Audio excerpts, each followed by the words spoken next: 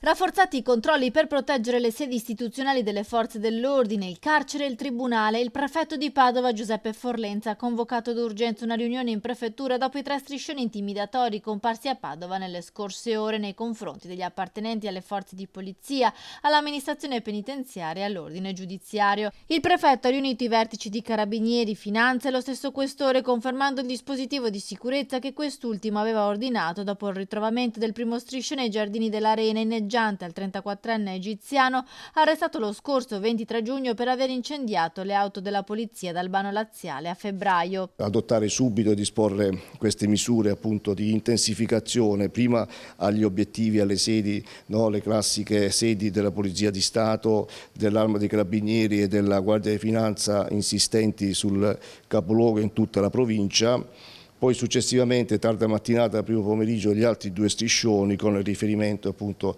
al sistema carcerario, al Palazzo di Giustizia, alle procure e quindi anche un'ulteriore seconda ordinanza con la quale ho disposto il rafforzamento di queste misure di vigilanza e prevenzione anche a questi altri obiettivi sensibili. Durante la riunione si sono valutati i rischi dopo i 3 striscioni che hanno preso di mira in quelli esposti in via Ormanetto e in via Tommaseo anche il sistema carcerario, citando il 41 bis e la vicenda dell'anarchico Alfredo Cospito e le procure. Sono già state adottate e verranno ulteriormente implementate importanti misure a tutela del personale e dei luoghi di lavoro, ha scritto in una nota il prefetto Forlenza. La matrice è unica ed impressa chiaramente in tutti e 3 gli striscioni con la accerchiata, simbolo dei gruppi anarchici. Sicuramente è una strategia